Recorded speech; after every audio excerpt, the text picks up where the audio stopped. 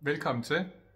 I dag der bliver det en kort video, der kommer til at handle om, hvordan vi kommunikerer sammen. Og det er i forhold til, om vi er bevidste om vi siger tingene negativt til en anden person, eller om vi siger det positivt.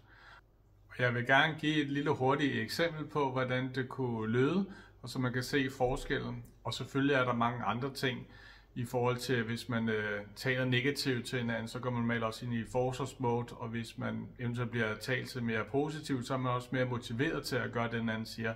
Men i dag, der vil jeg bare gerne fokusere på, sådan, hvad betyder den sætning eventuelt bare i sin reneste form.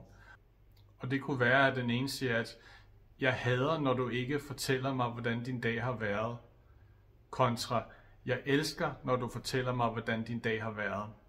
Og der er ekstremt stor forskel, hvis vi prøver at dykke ned i, hvad er det egentlig sætningen siger.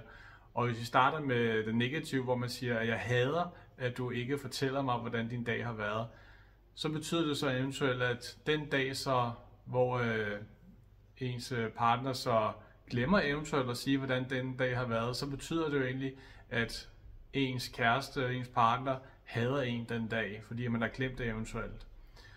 Hvor kontra den anden, hvor man siger det der, at jeg elsker, når du fortæller mig, hvordan din dag har været, så betyder det jo også, at når man så eventuelt glemmer det den dag, og fortæller, hvordan en dag har været, så er ens partners følelser neutrale, fordi hvis du eventuelt fortæller om, hvordan din dag har været, så er det jo noget, personen bliver ekstra glad for, sådan meget ekstremt glad for eventuelt.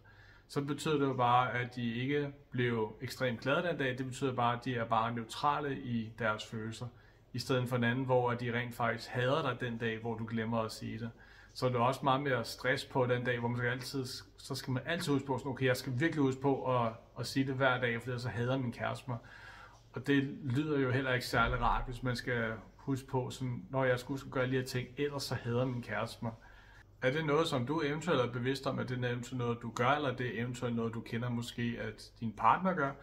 Så er det måske en meget god idé lige at huske på en gang imellem, hvordan er det egentlig, vi taler sammen, og fokusere måske lidt mere på det positive, i stedet for at udtrykke sig negativt.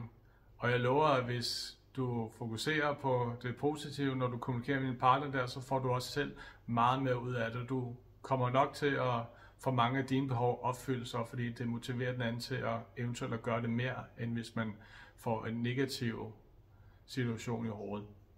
Så husk på at være bevidst om, at det er en rigtig stor fordel, at man taler sammen, og man husker at gøre det positivt, i stedet for at fokusere på alt det negative. Det var bare lige min hurtige video fra i dag, så tusind tak fordi I så med, og så må I god weekend. Hej!